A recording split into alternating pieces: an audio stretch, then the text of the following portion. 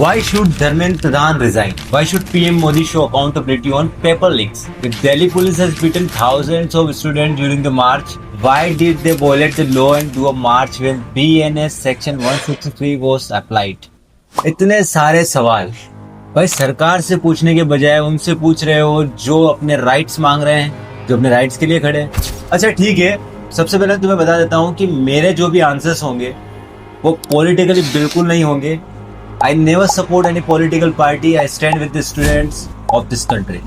Why education minister resign and PM should answer to all the questions of youth.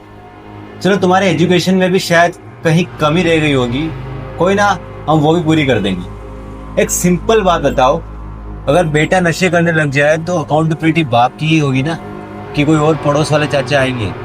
सीधी बात है, लगातार paper leaks हो रहे हैं। धर्मेंद्र प्रधान 2021 से एजुकेशन मिनिस्टर, 2021 में नीट पेपर लीक, 2024 में नीट पेपर लीक, 2026 में भी नीट पेपर लीक, उसके अलावा 2026 में कई सारे पेपर लीक्स हुए और आफ्टर 2014 से भी मेरे अगर बात करूं तो मोर देन 150 पेपर लीक्स हुए हैं। और क्या हुआ, 2026 में 21 बच्चों ने सुसाइड कर लिया। इतनी तो रिस्पॉन्सिबिलिटी होनी चाहिए गवर्नमेंट की कि वो कम से कम उन बच्चों के परिवार से माफी मांग ले। वो भी नहीं होता उनसे। 2 महीने से सब कुछ किया बीजेपी वालों ने, बट पेपर लीक्स पर या उन बच्चों पर एक शब्द नहीं बोल पाए। क्यों ना करे रिजाइन? नहीं तो रिजाइन कौन करे, वो जिसने पेपर लीक करवाया है या वो जिसने पेपर लिया है? रिजाइन करना एक मॉरल रिस्पॉन्सिबिलिटी है सरकार की।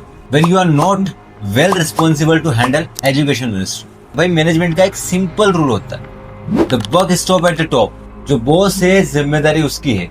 Resignation is not about the system, not about the student who did suicide, not about the country. भाई इतने बच्चों के फ्यूचर्स बर्बाद हुए हैं जिन्होंने 1-2 साल से प्रिपरेशन की है। सिर्फ पेपर लीक से उनके सारे होप्स धुल गए हैं। जिनका हो जाता, जिनका हो सकता था, जिनके सपने साकार होते हुए रह गए, उससे ज्यादा प्यारी हो गई ये कुर्सी जिन्होंने उस पद पर उन्हें बिठाया है। क्या उनके लिए कोई मोरल रिस्पॉन्सिबिलिटी नहीं है एजुकेशन मिनिस्ट्री की?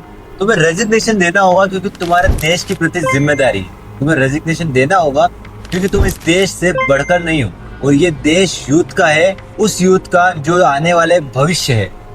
और ये रेजिग्नेशन और ये प्रोटेस्ट इसलिए भी जरूरी है ताकि आगे आने वाली सरकार किसी भी सिटीजन को हल्के में ना ले, क्योंकि सरकार देश से चलती है, सरकार से देश नहीं चलता।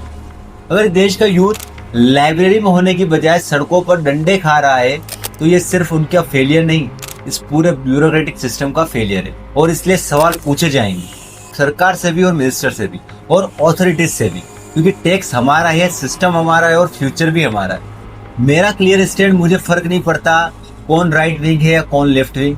मेरा कंसर्न है right to education, right to fair exam as per article 41। अगर तुम्हें लगता है मैं गलत बोल रहा हूँ तो कमेंट्स ओपन है, आओ डिबेट करते हैं। लेकिन अगर मैं थोड़ा सा भी सही हूँ तो इस वीडियो को उस हर स्टूडेंट तक पहुँचाना जो इस वक्त डिप्रेशन, फ्रस्ट्रेशन और गुस्से में है। उन्हें पता होना चाहिए कि वो अकेले नहीं है। सब्सक्राइब मत करना भले ही, पर आवाज उठाते रहना। जय हिंद।